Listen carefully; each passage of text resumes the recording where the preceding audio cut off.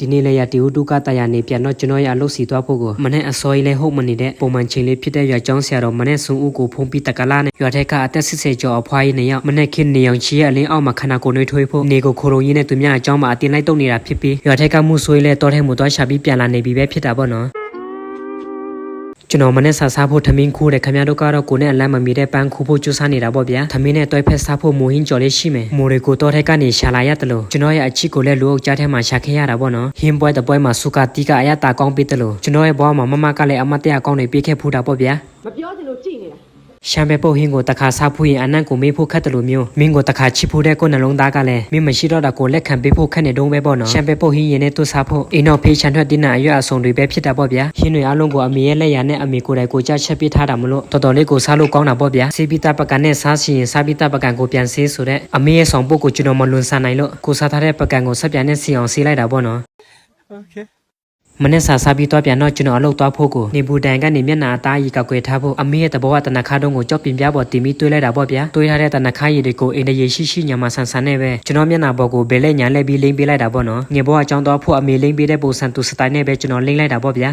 ဖောက်ခွားမပြောင်းနဲ့ဟဲ့အလုပ်တော့ဖို့အကုန်ပြင်ဆင်ပြီးအစင်းတင်းဖြစ်နေပြီမို့လို့ကျွန်တော်ရဲ့တံဖိုးကြီးဆိုင်ကနဲ့ပဲအင်ကနေထွက်လာလိုက်တာပေါ့ဗျာရှန်ကုန်ရောက်တာနဲ့ကျွန်တော်ဒီရရှေ့ကိုလာပိုင်းမှာဆိုင်မဲ့ကော်ဖီပီငယ်လေးတွေရဲ့စာကာတွေကိုအရင်ဆုံးလောက်ဖွင့်ပေးလိုက်တာပဲဖြစ်တာပေါ့နော်ဘာဖြစ်လို့ကျွန်တော်ကစာကာတွေကိုဖွင့်ထားရတယ်လဲဆိုတော့ကော်ဖီပီငယ်တွေကိုလီဝင်လေးထွက်ကောင်းကောင်းရအောင်ဆိုပြီးတော့ရှန်တဲ့ကိုတွားပြီးမဆိုင်ခင်မှာသူတို့လေးရဲ့ပြင်စီကိုခိုင်နေပြီးသားဖြစ်ရအောင်ဆိုပြီးဖွင့်ပေးထားရရှင်းဖြစ်ပါတယ်ဗျအခုမြင်နေရတာကတော့ကျွန်တော်ရဲ့ဒီနေ့ပြိုးကော်ဖီပီငယ်လေးတွေပဲဖြစ်တာပေါ့နော်အပင်တိုင်းနီးပါအရွက်အစစ်လေးငါရွက်လောက်ရှိနေပြီမို့လို့မြေကြီးထဲဆိုင်ဖို့အချိန်ကောင်းလေးပဲဖြစ်တာပေါ့ဗျာကော်ဖီပင်ဆိုင်ရှင်တဲ့ကော်ဖီအပင်ငယ်မရှိလို့ဆိုပြီးအခက်တွေ့နေတဲ့မိတ်ဆွေတို့အနေနဲ့ကျွန်တော်စီဆက်သွယ်မြင်းမြန်ပြီးလာမှယူလို့ရပါကြောင်းကျွန်တော်တည်င်းကောင်းပါအပ်လိုက်ပါတယ်ဗျကော်ဖီပင်ရဲ့အိတ်ခွန်ထဲကိုတကယ်မြေဆွေးတွေနဲ့ထည့်ပြီးပြိုးထားတာမလို့ကော်ဖီအပင်မကောင်းမှကိုတော့စိတ်ပူစရာမလိုပါဘူးဗျကော်ဖီပင်ကိုအများကြီးလာမှယူရင်အထူး promotion လည်းရှိထားပါသေးတာပေါ့နော်ကျွန်တော်စီကိုကော်ဖီအပင်400အော်ဒါကြိုပြီးမှယူတော့တဲ့အကိုကြီးတယောက်လည်းရှိထားနေပါပြီဗျကော်ဖီပင်ရဲ့အမှုအကာစာကာတွေကိုကျွန်တော်တခါတည်းတန်းပြီးအကုန်လုံးမဖွင့်ပေးပါဘူးဗျအဲ့လိုတန်းပြီးအကုန်လုံးဖွင့်ပေးလိုက်ရင်နေအရန်ပူတဲ့အခါကော်ဖီပင်ငယ်လို့တွေကညှို့တက်တာပေါ့နော်ကျွန်တော်နံပါတ်ကျော်လောက်နေမှစာကာကိုအကုန်လုံးပြန်လာဖွင့်ပေးမှာပေါ့ဗျကော်ဖီပင်ငယ်လေးတွေကိုစကားဖွင့်ပေးပြီးသွားပြီမလို့နလာကျော်ကကျွန်တော်စိုက်ထားတဲ့ကော်ဖီပင်တွေရဲ့ဘေးပတ်လက်ကိုမြက်ပေါင်းပင်ရှင်းပေးသွားမှာပေါ့နော်မြက်ပေါင်းပင်တွေကတော်တော်ရှင်းနေပြီဆိုတော့ကော်ဖီပင်ကိုခင်ဗျားတို့ရဲ့ကြားပြောက်သွားတဲ့အချစ်လိုပါပဲမနှဲရှာယူနေရတာပေါ့ဗျာမပေါ်တာလေ